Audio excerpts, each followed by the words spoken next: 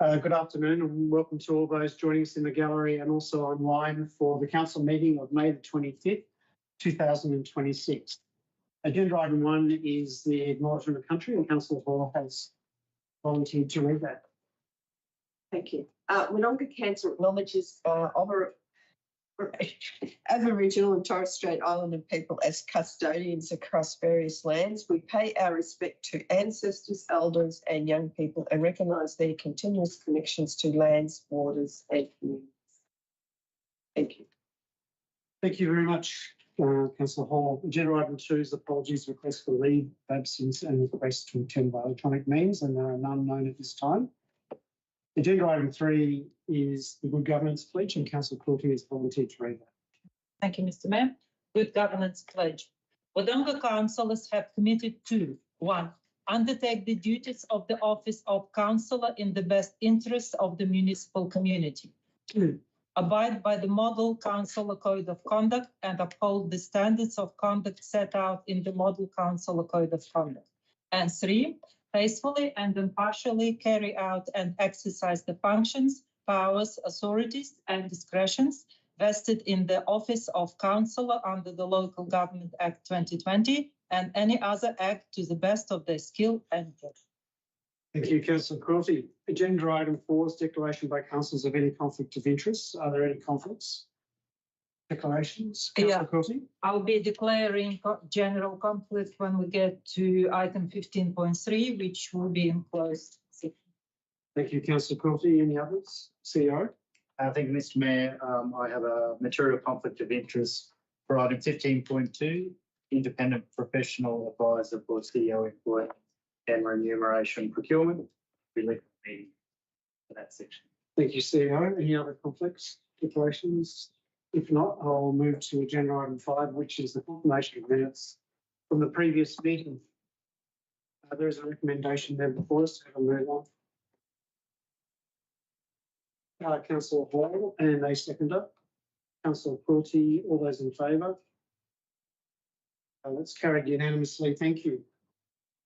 Agenda item 6 is question time, and I understand there's one question, CEO.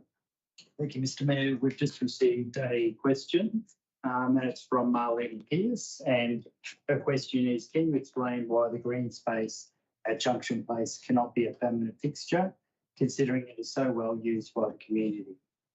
Council's response to that is that the green space was a temporary occupation of that site when it was owned by Development Victoria, and questions about the land currently being used as public space are best directed to the current owners, Birchmore Group, or Development Victoria as the appropriate authority to respond.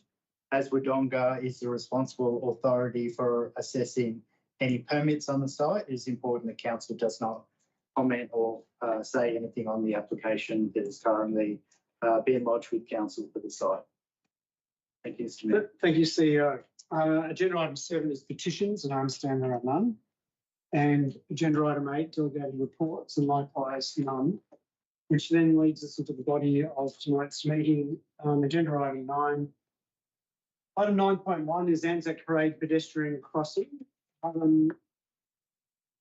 Director Mulderry, would you like to introduce that item? Thank you.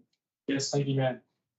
Item 9.1 responds to a community petition requesting a pedestrian crossing on Anzac Parade between Steel Road and Silky Oak Avenue.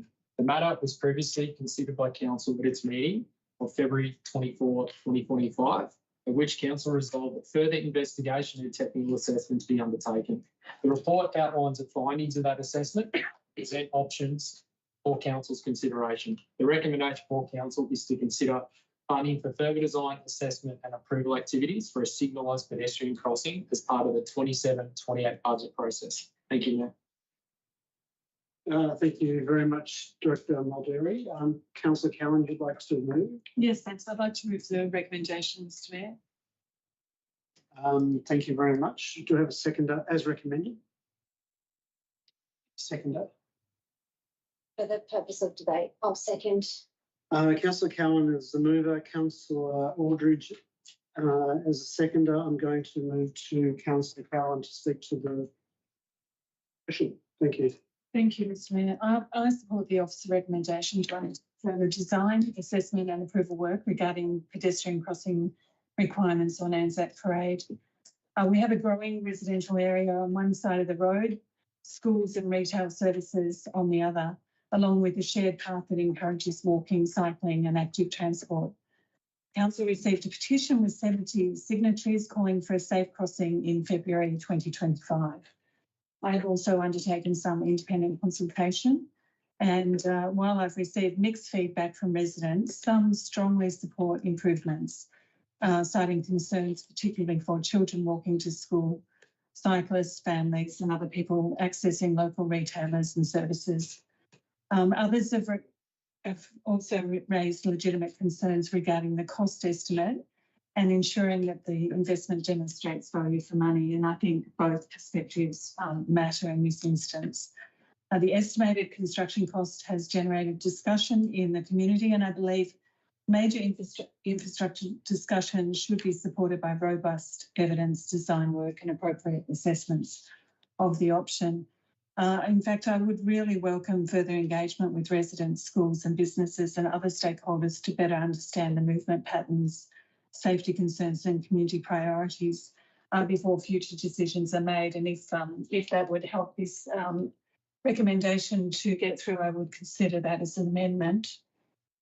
But I think in the balance, there is a need for people to cross that road. The road is heavily utilised and getting busier.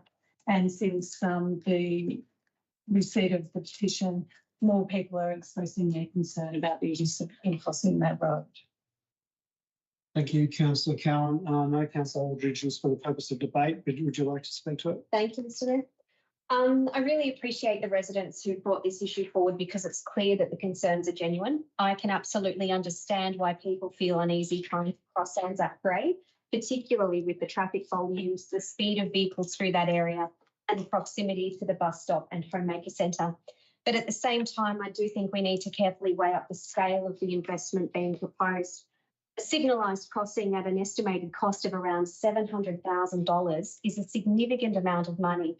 And as councillors, I feel we have a responsibility to consider this alongside a number of other infrastructure priorities right across Wodonga. There are other areas in our community where demand and usage may currently be higher. So at this stage, I'm still weighing up whether a full signalised crossing is the right priority compared to other projects across the city. But I do believe residents deserve to know their concerns have been heard and taken seriously. And I look forward to hearing the debate from other councillors too.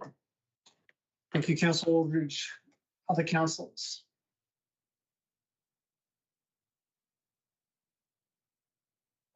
Councillor Hall? Look, yes, I have the same concerns regarding the petitioners and what they put forward. It is a lot of money. We're looking at, I think it's 720,000 for possibly, well, generally the people that are on the Suki Oak estate would be probably the beneficiary of that crossing. And not to say that their needs aren't any more than anyone else's in Wodonga, but as Councillor Aldridge said, there are some other areas that are probably have more patronage, and I think maybe at this stage keep it in the books in as far as in our minds going forward. But I think at this stage 720,000 spend is an awful lot of money. Yeah. So as Councillor Aldridge said, if I can be convinced otherwise, I probably won't be supporting the spend of 720,000. Thank you. Thank you, Councillor Hall. Other councillors? Councillor Crawley. Thank you, Mr. Mayor, and thank you, councillors, for introducing this recommendation. Also, many thanks to the residents who have filed this petition and the 70 signatories. Look, it is absolutely understandable why residents want the crossing there, and I wish we had infinite opportunity to put crossings everywhere where they are wanted. I agree with Councillor Cowan's point that there is a growing a pocket of population in the vicinity. However, given all of that, I'm not confident about putting this amount, 700,000 and upwards, into our next budget, 27-28. I'm really glad that we heard from the residents and we went through the works and had the report estimating this project, and I definitely think that we should keep it, not forget it, and perhaps come back to it, reassess it later on down the track. But we do have priorities across the city, and we do have a tough economic outcome, tough economic outlook for years to come. So I'd like to hear further debate, but I would be looking at tabling the report for now and having a look at it later, but not making any commitments for 27-28 budgets at this stage. Thank you, Councillor Cooley. Other councillors, Councillor Milton. Thank you, Mr. Mayor. This particular situation is an extraordinarily difficult one. The Silky Oak estate has been fully developed and it's reached its full capacity by and large. I'm sure there might be some other in growth, but basically it's reached its capacity. It's a relatively, in comparison with other areas, a relatively small enclave of population. That doesn't mean that that the people that live there don't have certain rights and things that should be bestowed to them.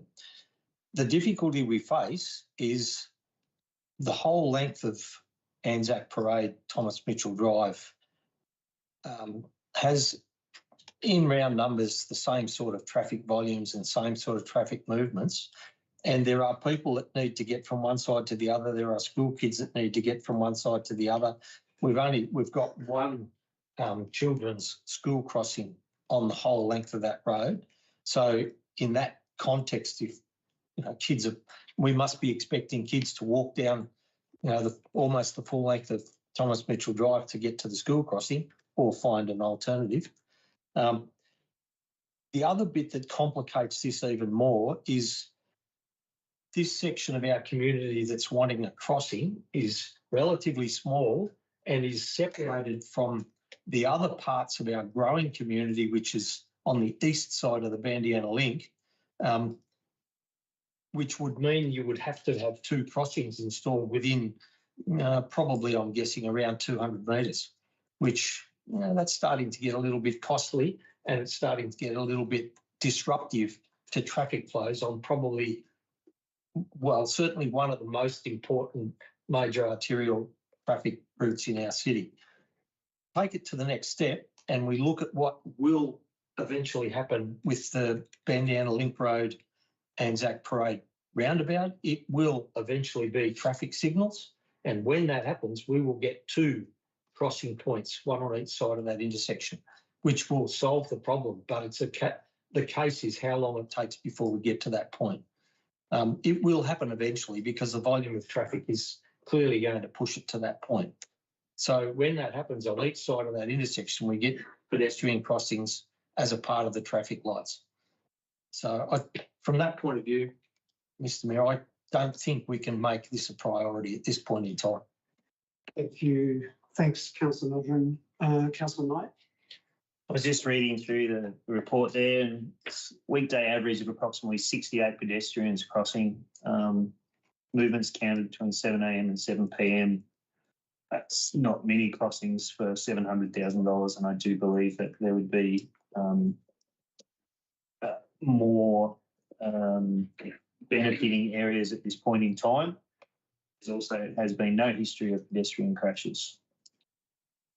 So we have actually got other areas down the road that probably could be looked at a bit better. And as Councillor Milgren said, there will eventually be traffic lights. So there, I won't be supporting. Thank you, Councillor Knight. Before I go to Councillor Cowan for a right reply, just a couple of comments. Many comments have already been made, and I'm at the risk of repeating them, but the biggest issue I have regarding supporting this motion is not knowing exactly where this sits in the hierarchy of our needs in terms of pedestrian crossings throughout our city. in the absence of that, I feel deficient in being able to make a decision, but we might be supporting this motion. Councillor Cowan, right of reply. Thank you, Mr Mayor. Look, I think what we've heard is a consensus view that it does matter that the safe access and pedestrian crossing on a busy road is important to our city and navigability. I think that both perspectives matter in terms of the cost and the safety, but I guess it's something that we need to consider in terms of our planning and our responsibility to these pockets of residential areas that need to access services and schools on the other side of the road, and the shared pathway that is there. I wonder if anyone would consider if the alternate motion of further engagement with the residents, schools and businesses and other stakeholders in the area to better understand the movement patterns. I think that report is already somewhat aged, and I can refer to a recent report of a school child being hit by a car on a bike going through that roundabout. So I just I put the possibility out there that I might foreshadow an alternate motion should this be lost, and do acknowledge again that we've all shared the concern for our citizens in respect to safety. Thank you, Councillor Cowan. I'm going to put the motion to a vote. All those in favour? Councillor Cowan. All those against? Councillor Knight, Councillor Milburn, Councillor Aldridge, Councillor Dogle, Councillor Hall, Councillor Quilty. The motion is lost. You did foreshadow an alternative.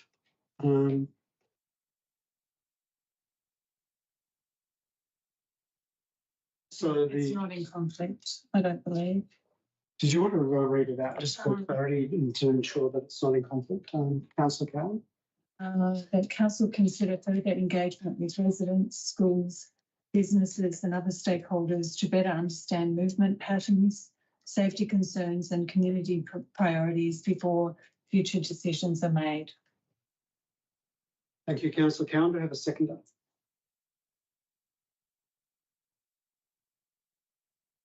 No seconder?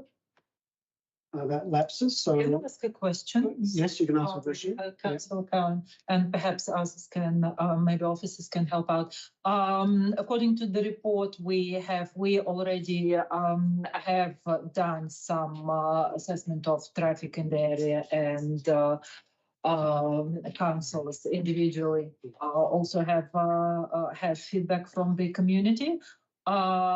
Is there further benefit in doing more engagement? Do you believe that there is information that we can get through this engagement that we haven't already got? Oh, potentially, just on the basis of my short consultation and speaking to affected residents, but also in light of the changes to the service profile in the area, the location of schools, the increase in retailers, it has changed somewhat in a short time, and I do wonder, whether there is by taking this information further that we could consider an alternate option. Thank you. Thank you, Councillor Quilty. Sorry? I'm not prepared to Yeah. second this one. I'm going to ask for a seconder.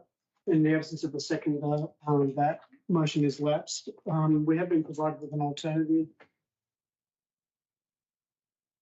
Councillor Milburn, would you like to read that for those that don't have it available to them? Council note the findings of the technical assessment for signalless pedestrian crossing in Anzac Parade, about 45 metres northwest of Silky Oak Avenue. Number 2, that council take no further action at this time. And number 3, that council advise the principal petitioner of the outcome.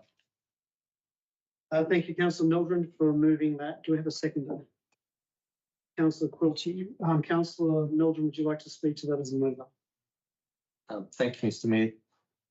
In essence, we've been given advice that suggests that in any event, this doesn't meet the warrants of good traffic design and the state government assessment criteria. So from that point of view, even getting through first stage of getting approval to do this would be a mammoth effort. If it doesn't meet the warrants, we could be looking at the same processes that have transpired in trying to get the second entry built at Riverside. Just goes on forever and ever. And particularly when we know that there's other things that are likely to happen at some point in the future, we just don't know when the traffic volumes on that road are so high as they are, we know that things will have to change. And we know that that intersection is one that we've got advocacy issues that we're dealing with, as we have with the intersection of the two freeways coming in from Kiwa and coming in from Bungilla, the two highways, sorry. So in essence, even though this may or may not be a warranted thing, if we can't get past the warrants that are the assessment criteria, then we're really throwing good money after bad, and we should be looking to try and find alternative solutions down the track as things emerge. And as was said by some of the other councillors, the priorities in relation to this, it's really difficult to justify it when it doesn't meet the warrants. Thank you, Mr. Mayor. Thank you, councillor Mildren. Councillor Courtney, as a seconder, would you like to speak to? Oh, what is the, Reserve, could you remind me, please? okay, Thank you. Any other councillors would like to speak to it? No, I'm going to go back to you, councillor Courtney. thank you, Mr. Mayor. Look, I support Councillor Mildren's recommendation. I think that we need to be a bit more strategic about placing the crossings in the area, given the Bandiana Link Road coming in and Thomas Mitchell Drive on the and these two roundabouts. I just don't think it's a good. No, I don't know if there ever will be a good time, but I'm not prepared to go in and spend 700,000 on this particular crossing. Like I said, it would be nice to have the crossings everywhere and anywhere and not disrupt the traffic. But I think in reality, we will do better if we do not budget for this crossing just yet. Thank you, councillor Courtney. If there are no other councillors, councillor Mildren. Thank you, Mr. Mayor. Fundamentally, if we don't meet the warrants, then we don't get any assistance out of the state government for funding to actually conduct any aspect of the project, which, I mean, that's not the beginning and the end of everything. There's many things that we do need to fund out of our own sources of revenue. But the circumstances with this is it simply can't be justified with the fact that it doesn't meet warrants, the fact that it's possibly going to be superseded by an intersection that will be built at some point in the future, hopefully not too distant future, at the Bandiana Link intersection. I think the priorities for council in this just scream loudly that we can't put this at the priority list, and we are aware of a number of other prospective major arterial crossings that are being sought, and there is work being done. So I think in the circumstances, the priorities have to be where we've got more likelihood of having some levels of success. And when you look at that through the light of knowing that at some point there will be traffic signals that will provide crossings for both the estate that is on the east side of Bandiana Link and the estate being Silky Oak on the west side of Bandiana Link, then we achieve the outcomes for both in one go. So I think we would be not doing justice, and it would be probably financially not responsible to actually do this at this point in time. Thank you, Mr. Mayor. Thank you, councillor Mildren. I'm going to put the motion. All those in favour? Councillor Knight, councillor Mildren, councillor Aldridge, councillor Global, councillor Hall, councillor Quilty. All those against? Councillor Cowan, the motion passed. Thank you, councillor Mildren. Agenda item 9.2 2 is the proposed telecommunications facility at Barnawartha North, and I'd like to invite again Director Mulderry to speak to and introduce that agenda item. Thank you. Thank you, Mr. Mayor. Item 9.2 relates to a proposed lease of council land at Barnawartha North for Wacom Operations Pty Ltd for the establishment of a telecommunications facility. Council previously considered this matter at its meeting of 23 March 2026, at which time it resolved to publicly exhibit its intention to enter into the lease.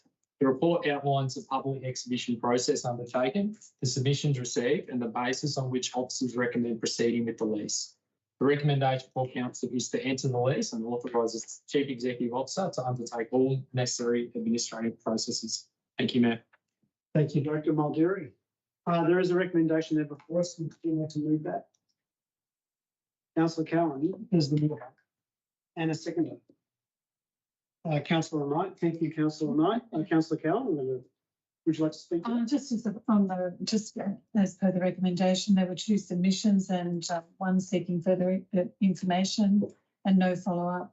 The other was the commentary about the rental increases and the length of the term of the lease. And I'm satisfied that the officers have responded and given consideration to the provisions of the standard lease. This is a good outcome for Logic and for North Barnawartha in improving telecommunications facilities. Excellent. Thank you, Councillor Cowan. Councillor Knight, would you like to? No. Other councillors? Yeah, I just like to add that it has been out for public feedback. We did receive 2 submissions, as Councillor Cowan has mentioned, and this will improve communications out at Logic. So I think it's a positive, and yes, I'll support the recommendation as well. Any other councillors? I'd just like to congratulate the staff for negotiating this, and I think it's an excellent outcome on what would otherwise be an awkward bit of remnant parcel of land on good commercial terms. Councillor Cowan, I'm going to go to you for a reply. No. All those in favour of the motion, Councillor Cowan, Councillor Quilty, Councillor Hall, Global, Aldridge, Mildren and Knight. That's carried unanimously. Thank you, Councillor Cowan. Agenda item 9.3 is the long-term lease arrangement at Gateway Village. And again, Director Mulderry. Thank you, Mr. Mayor. Item 9.3 seeks council's endorsement to commence a statutory public exhibition for proposed long-term lease with W&M Sullivan Pty Ltd for council-owned restaurant and associated buildings at Gateway Village. The report outlines the background to the request, including why sale is not considered a viable option at this time, and sets out the proposed lease approach for council's consideration. The recommendation for council is to publicly exhibit a proposed 21-year lease and receive a further report following the exhibition period if submissions are received. Thank you, Mayor. Thank you, Dr. Mulderry. There is a recommendation there before us. Have a move for that. Councillor Cowan, hot off the mark tonight. A second. Councillor Aldridge. Councillor Cowan, would you like to speak to that? Thank you, Mr. Mayor. I support proceeding to public exhibition of the proposed 21-year lease arrangement. The tenant has been part of Gateway Village since 2007 and has clearly contributed to achieving this activation of this important precinct, creating a lovely place for people to gather and supporting local economic activity. I acknowledge the investment that has been made in this property over many years, and I understand the desire for greater certainty to support future investment. For tonight, I'm comfortable supporting the exhibition of the lease proposal and hearing from the community before any final decision is made. Good. Thank you, Councillor Cowan. Councillor Aldridge is the second. Thank you, Mr. Mayor.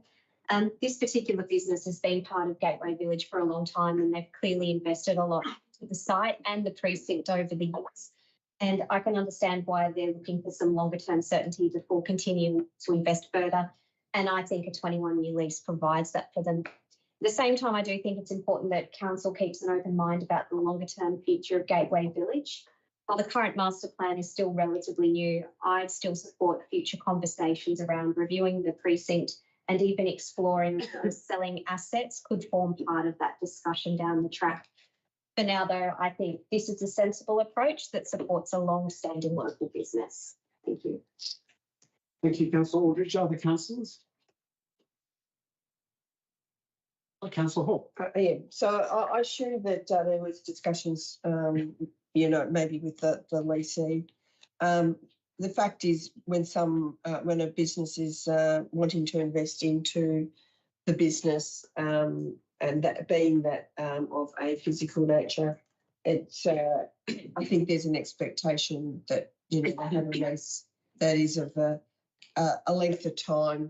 To be fair, in helping out with providing that secure investment for them for the future. So I have no issues with this long lease. It's on current commercial amount under consideration. So it's a commercial amount that has been considered.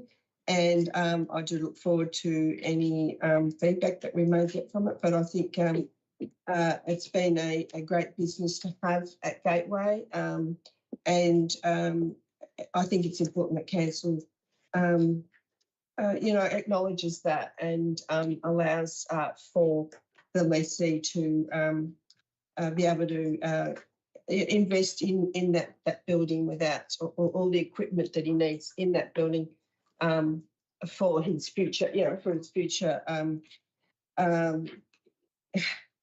it's business investment. So, I mean, having short-term lease isn't a great thing for anyone. When you're in a business, you want something that gives you some stability and a way forward. So, yeah. Thank you, Councillor Hall. Thanks, Councillor Hall. Any other councillors? Councillor Milgram. Thank you, Mr. Mayor. It's important that when council looks at the utilisation of its land and assets that in this manner, that we do it in a commercially sensible way, and that we do it in a way that benefits council and the ratepayers. And I think entering a long-term lease in this simply improves the valuation of the land. It gives an opportunity for the current tenant to spend whatever they choose to spend, making the place better for themselves, which in turn makes the place more valuable in our context. Having said all that, I think I agree with what Councillor Aldridge has said. I think we should be looking immediately to getting sales for as much of the land around that area that is absolutely surplus to need, or that could become or may already be liabilities to council in terms of maintenance and ongoing costs of maintaining and keeping the buildings across that area alive. I recognise that there's a process to be gone through if we wish to sell it off individually, and that process is political and technical and legal and all those things that run with it, but it's not a process that can't be reached. It might be difficult, but I think we should have started it a few years ago. So the best time to start it is as soon as possible. So from my point of view, I think we should be, if the current tenant wishes to continue and get a longer lease, then so be it, and well and good. But I think we should also be looking to get the processes in train to sell as much of the land down there as we can sell and get it into the private market and get it functioning and doing things that might even improve the outcomes for the local location economically. Thank you, Mr. Mayor. Thank you, Councillor Milgram. Other councillors? If not, I'll just make some comments.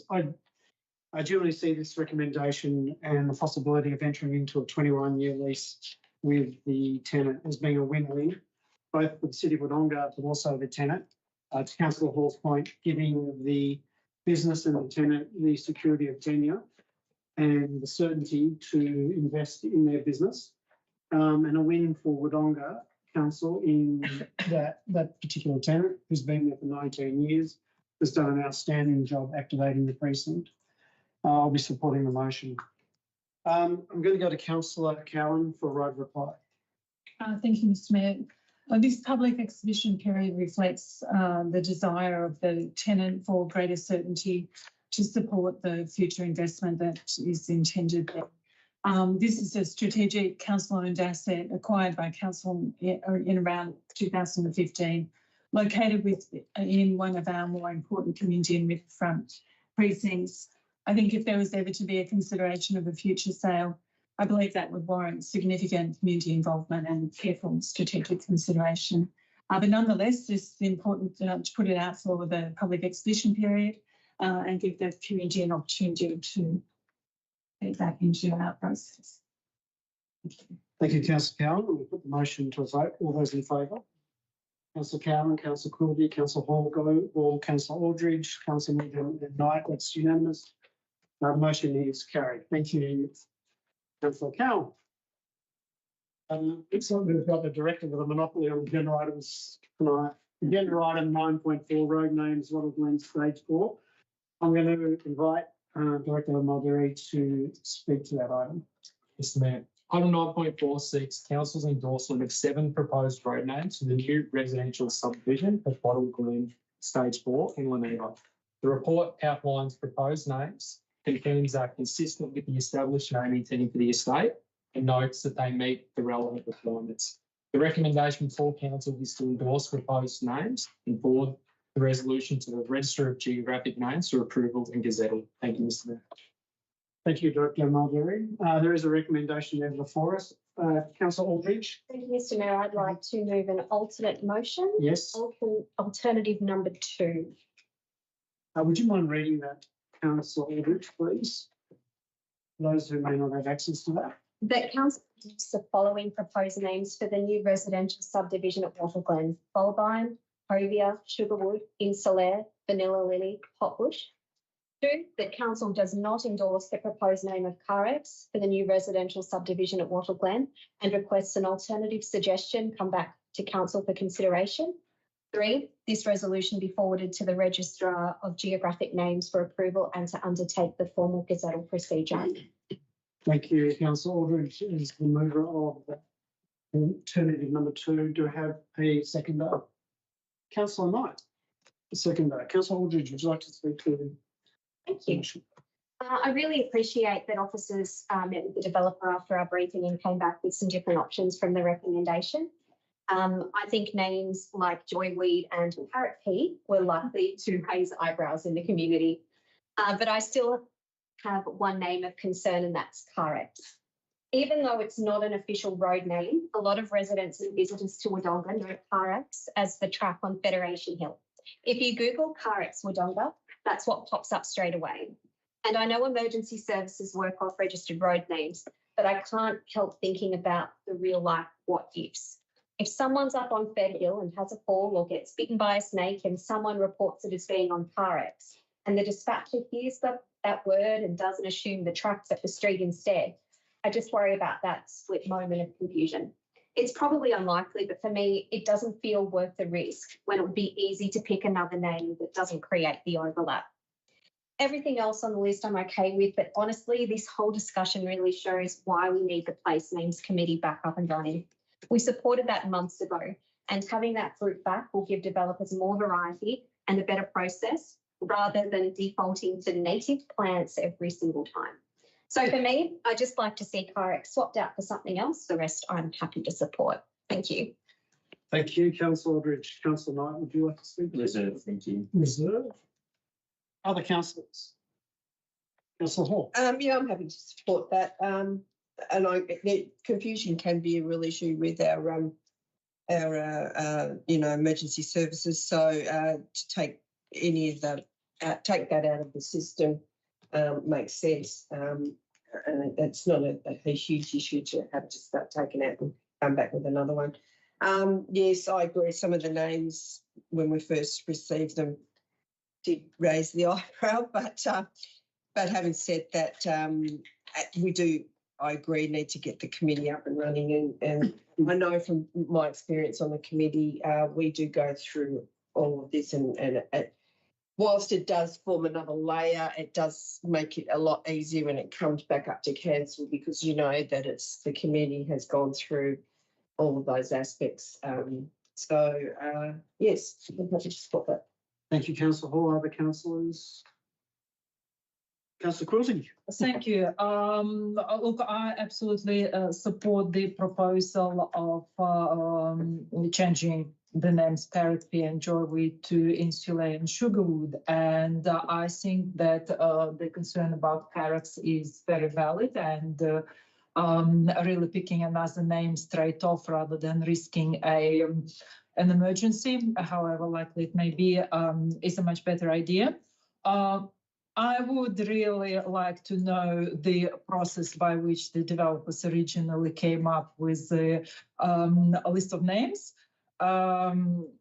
But it was useful because we Googled the plants and looked up their Latin names and the photos, which was entertaining. And I thank the developers for agreeing, and I thank the staff for renegotiating some of the names. Thank you, councillor Quilty. Other councillors? If not, I'm going to go to councillor Knight, who reserved. I just find the place names rather amusing, I suppose. I just think we're really getting limited, as councillor Aldridge said, to native plants. And I really think we need to find something else. Surely there's some historical characters out there of both genders that we could start using last names or first names or something. Maybe we could have a John Smith Street or a Mary Smith Street or something like that. Thank you, councillor Knight. I'm going to go to councillor Aldridge for her overall reply. Nothing further to add, Mr Mayor. I'm going to put the motion. All those in favour? That's carried unanimously. Thank you. Agenda item 9.5. Director Mulderry, you get a break. And Director Quill, would you like to introduce this all? Finance and Budget Delegated Committee minutes of meetings and quarterly budget reports. Do you want to speak to that at all? You're okay. There is a recommendation there before us. Could I have a mover, please? Councillor Knight, seconder. Councillor Hall, all those in favour? That's carried unanimously. Thank you. Which now leads us to agenda item 10, reports for noting. There's the Audit and Risk Committee meeting minutes. There is a recommendation that the minutes be noted. Did you, Dr. Cook, did you want to speak to that at all? Is minutes, no? Any other councillor? Councillor Cowan? Thank you. Yes, thank you. I'd just like to note that we welcomed, as I'm a member of the Audit and Risk Committee, we welcomed our new chair, Mark Dupay, who brings extensive local government experience, including previously having served as the Chief Executive Officer of the Baranduda Shire Council. Even in his first day there, I think we saw the value of that, including requests for additional information, which was, I think it helps us to focus on governance and risk for the organisation, and it's a great appointment.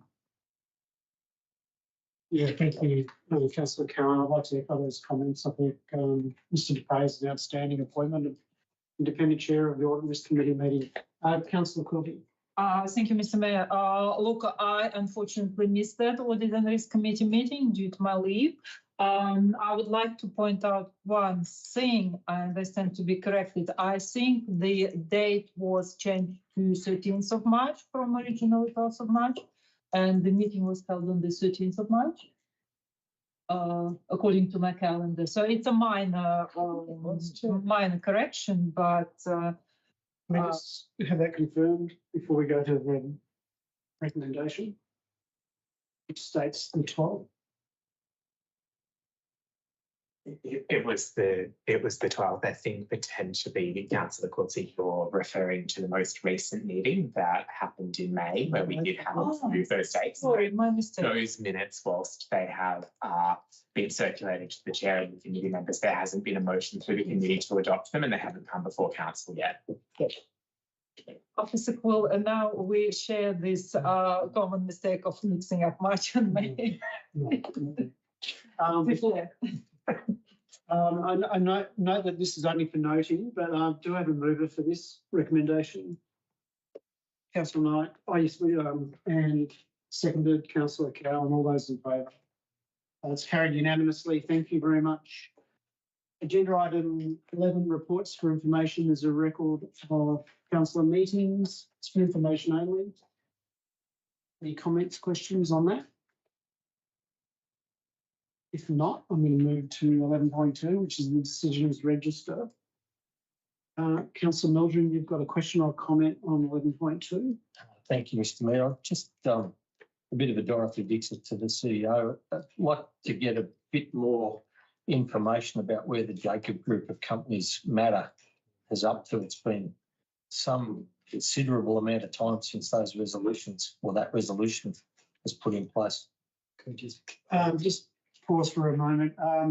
In an earlier meeting where Jacobs came up, I declared a conflict of interest, a general conflict of interest. So for the purposes of consistency, not knowing exactly what your question is going to be, I might declare that general conflict of interest and leave the room. I'm going to ask Deputy Mayor, Councillor Hall, to chair this component, and if you can invite me in after that question's asked to me. Okay.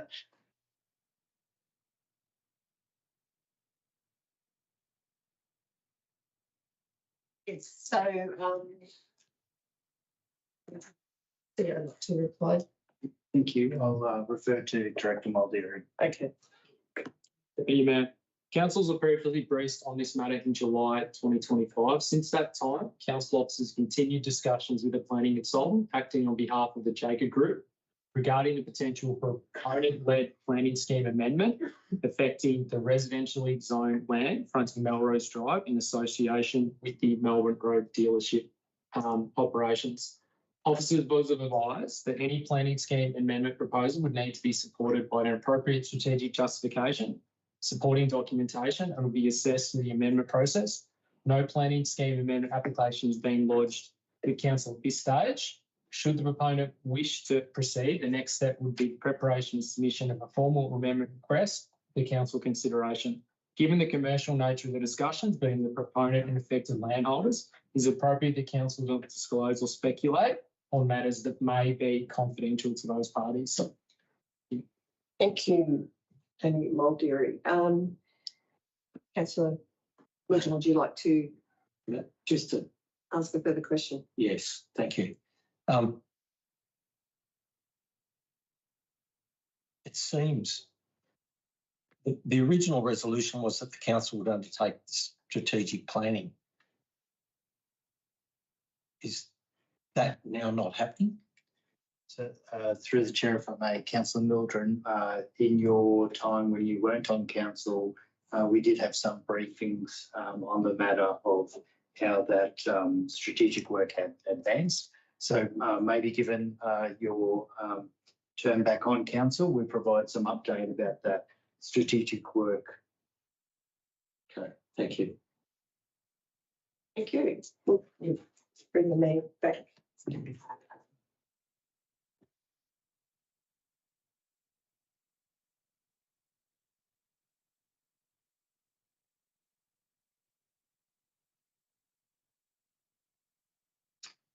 Thank you, Deputy Mayor. Did we note 11.2 or that's yet to be done? Any other questions or comments on 11.2? No?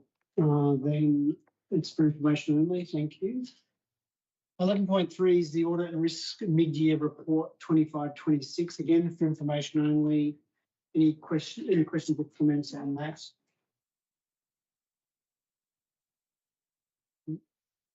Councillors or from Director Quill? No?